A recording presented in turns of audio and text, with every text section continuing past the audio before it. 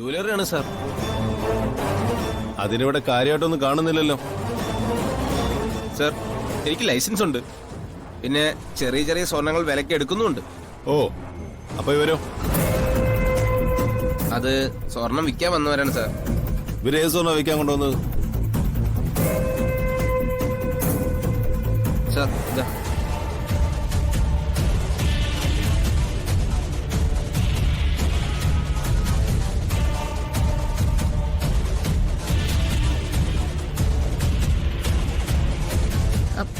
ഇത് എന്റെ താലിമാലയാണ് സാർ.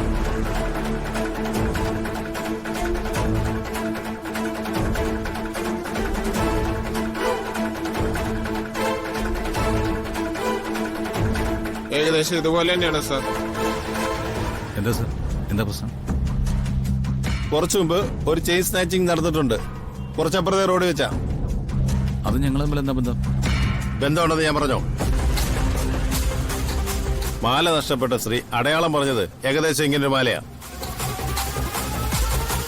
എന്തൊക്കെയാ സാർ ഈ പറയുന്നത്? 10 മിനിറ്റ് മുമ്പ് വരെ രാധികയുടെ കഴുത്തി കിടന്ന മാലയത്. മിസ്റ്റർ, നിങ്ങൾ വെറുതെ ബഹളം വെക്കരുത്. തൽക്കാലം ഈ മാല ഞങ്ങൾ സ്റ്റേഷൻ വരെ കൊണ്ടുപോവാം.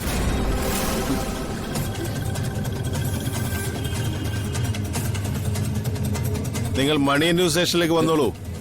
അവിടെ ഒന്ന് ഒപ്പിട്ടിട്ട് മാല തിരികെ കൊണ്ടുപോവാം. അതിനൊക്കെ ആവശ്യമുണ്ടോ സാറേ? എവിടെയെങ്കിലും ഒരു മാലാമോഷണം നടന്ന ഈ നാട്ടിൽ മാലയിട്ടുണ്ടോ നടക്കുന്നവരെ മുഴുവൻ നിങ്ങൾ ചോദ്യം ചെയ്യും. അവരുടെ കഴുത്തി കിടക്കുന്ന മാലയൊക്കെ നിങ്ങൾ അങ്ങ് തിരിച്ചെടുത്തോണ്ട് പോകുമോ? നീ ആരാ? ഞാനും എന്റെ ഏട്ടനാ. ഞങ്ങള് കണിമംഗലത്തെയാ. കണിമംഗലം പരമേശ്വരന്റെ മക്കളാ. ആരുടെ മക്കളായാലും ശരി, ഇതിപ്പോ ഞങ്ങൾ കസ്റ്റഡി എടുക്കുക. സ്റ്റേഷനിൽ വന്നാ മാല തിരിച്ചു തരാം. പറ്റില്ല സാർ. എടോ, താൻ എന്റെ ഡ്യൂട്ടി തടയാൻ നിൽക്കരുത്. അത് ഭയങ്കര ബുദ്ധിമുട്ടാവും.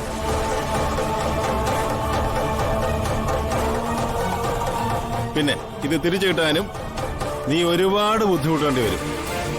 എന്താ സാർ ഇത്? സാർ, ഞങ്ങളൊരു പ്രത്യേക അവസ്ഥയിൽ നിൽക്കുക. എങ്ങനെയെങ്കിലും ഒന്ന് പിടിച്ചു നിൽക്കാൻ വേണ്ടിയ താലിമാല ഊരി വിൽക്കുന്നത്. അതിന് പോലും തടസ്സം പറയാന്ന് വെച്ചാ? തടസ്സം ഉണ്ടാക്കുന്നത് നിങ്ങളാണ്. സ്റ്റേഷനിലേക്ക് വരാൻ നിങ്ങളോട് ഞാൻ പറഞ്ഞല്ലോ. പിന്നെന്താ? നടക്കണോ? സാർ, പറ്റില്ല. അത് കൊണ്ടുപോകാൻ പറ്റില്ല. എടോ, ആവശ്യമില്ലാത്ത പ്രശ്നങ്ങൾ സൃഷ്ടിക്കാൻ ശ്രമിച്ചാൽ സ്നാച്ചിങ് നടത്തിയത് നീയാണെന്ന് എനിക്ക് പറയേണ്ടി വരും.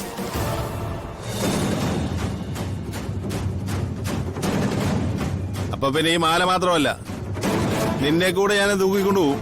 അത് വേണോ?